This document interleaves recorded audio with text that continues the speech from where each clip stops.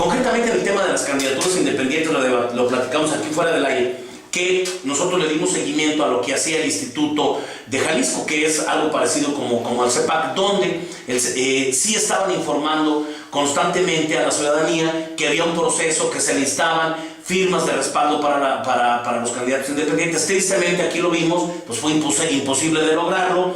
No hay candidato para gobernador, no hay candidato para la alcaldía de la capital. Solamente hay 3 pequeñas alcaldías de más de 50 y tantos puestos en juego, solamente participan 3. Pues entonces eso habla de que no se está logrando el objetivo. Y concretamente lo que yo he criticado y se los he dicho de frente es que no hubo ese compromiso del CEPAC en realizar también esa información, de ayudar con sus spots a decirle a la gente, sabes que hay un proceso, se necesitan estas y estas cosas. Pero bueno, esa es nuestra opinión. ¿Tú qué opinas, Martín? Mira, yo creo que hay que ver también con amplitud. Por ejemplo, específicamente las condiciones están dadas por la ley, ¿sí? Y quedaron en una situación muy restrictiva. Y cuando llega el nuevo CEPAC, nos dimos cuenta también que había una serie de lineamientos para integrar una asociación civil, por ejemplo, o bien unos lineamientos que establecían unos plazos sumamente recortados para que los aspirantes a candidatos independientes se registraran. Entonces nosotros, por ejemplo, ampliamos esos plazos porque era lo que podíamos hacer, porque la ley no establecía esos plazos. La ley sí establece plazos, establece, por ejemplo, qué porcentaje se necesita, cuántos días son los que se pueden hacer campaña y en qué fechas y todo, o sea, si estaba ya muy limitado.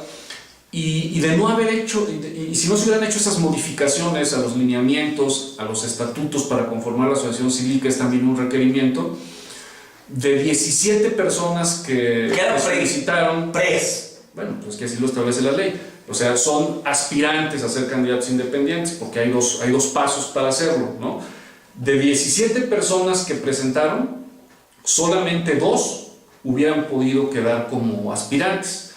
Gracias a estas modificaciones en los tiempos y en los registros, 15 pudieron registrarse y entonces comenzar esta etapa de obtener el apoyo ciudadano.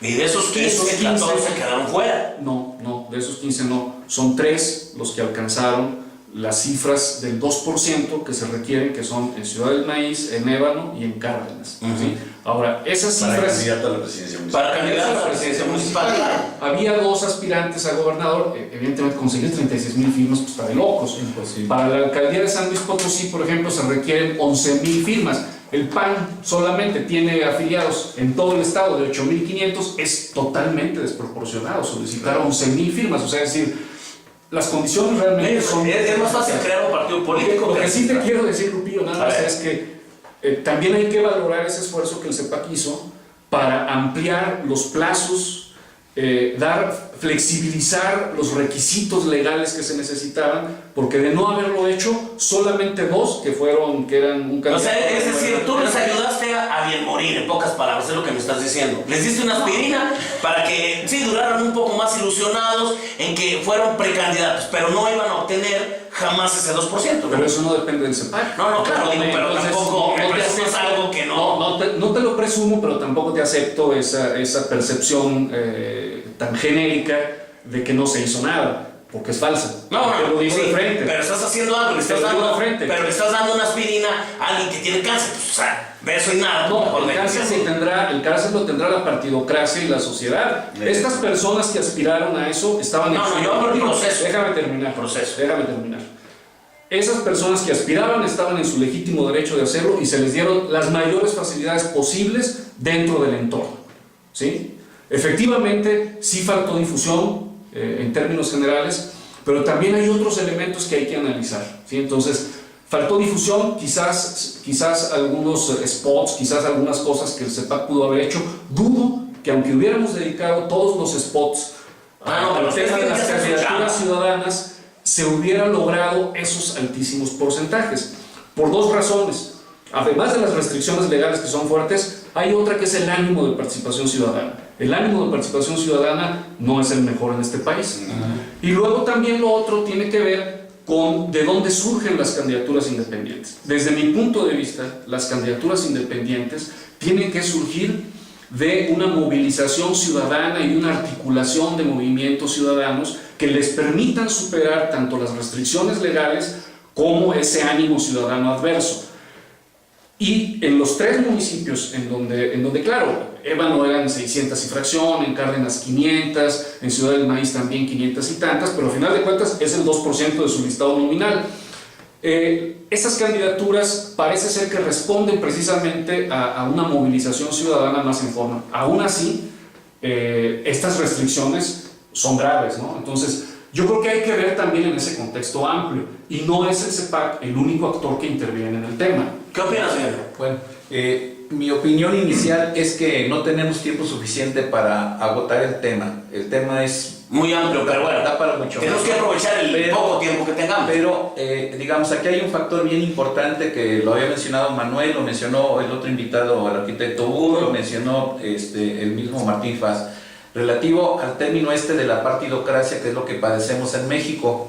Y desafortunadamente, el proceso electoral que viene en San Luis y en todo el país no es más que realmente todo un teatro, todo un tinglado organizado por el mismo sistema de partidos para lograr una supuesta legitimación de que las cosas sigan igual.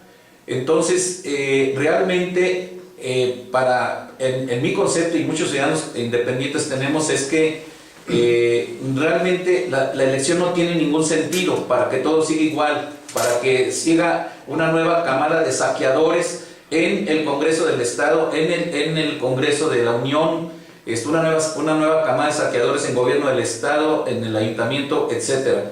Realmente yo estoy convencido que la única esperanza viene de una ciudadanía independiente. Creo que hay un compromiso enorme de parte de este nuevo Consejo. Y bueno, conocemos a Martín, que él ha luchado acá con la ciudadanía, durante esa administración que él va a estar allí. Lo mejor que pueden hacer es mejorar las condiciones para las candidaturas independientes, que en mi concepto es la única opción viable para nuestro país.